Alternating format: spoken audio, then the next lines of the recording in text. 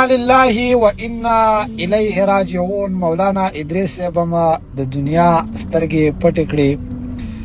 تېره ورځ ما په مولانا صاحب باندې یو ویډیو کړی و چې په هغه ویډیو باندې د پښتون وطن د هر منبر نه د فیسبوک د لارې او د هرې کوڅې او محلې نه د ساقي جان نامه اخیستې شوې وه او په ساقي جان باندې مختلف ټاپې هم لګېدلي وو. په ساقي جان مختلف خبرې شوې وې.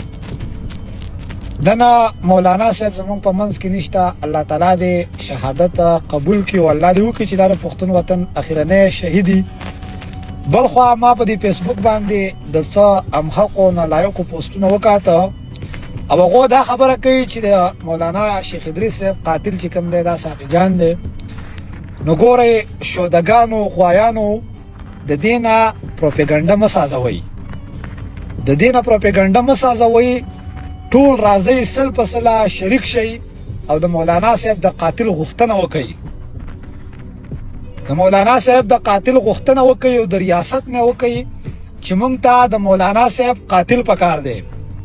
پرون مفتی منیر شاکر صاحب شهید شوی او تاسو ټول ویل دا مرتد دی او مردار دی. موږ په هغې باندې خاموشه پاتې شو. نن مولانا شیخ ادریس صاحب شهید شوی دی. موږ ټول تاسو سره په شریکه باندې دغه چغه وو چې مولانا صاحب چا شهید که، په څه وجه باندې شهید که او د څه دپاره شهید که، ګناه یې څه وه او ګناه یې څه کړې وه.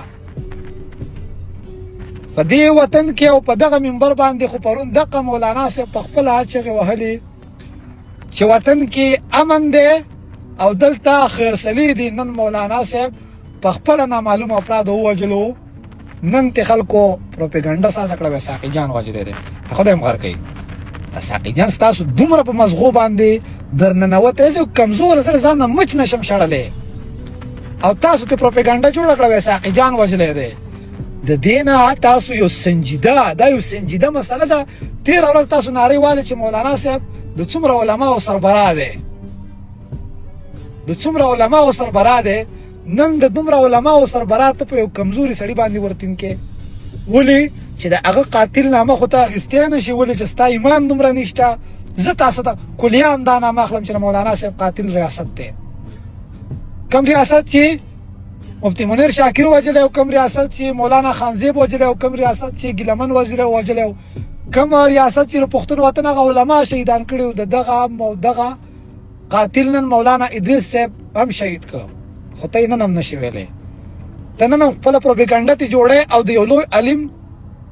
یو لوی علم د شهادت نه ته پروپیګنډه جوړه په ساقي جان باندې ورړی. نو دا خو ستا ایمان کمزوره دی، زما خو نه دی. زه خو نن هم دا چغې وایم چې مولانا صاحب قاتل ریاست دی. ته یې اخیستی شي؟ نه شي اخیستی. ایمان دې نشته ځکه خو دې پروپیګنډه سازه کړه. که په تا کې ایمان وی څنګه چې تېره ورځ په منبر باندې د ساقي جان خلاف خبره شوه، نن دې دغه شانته کې د هر منبر د پښتونخوا د هر منبر نه د مولانا صاحب او د پښتون وطن د امن خبره خامخا وشي. دا زموږ د ټول پښتنو غوښتنه ده.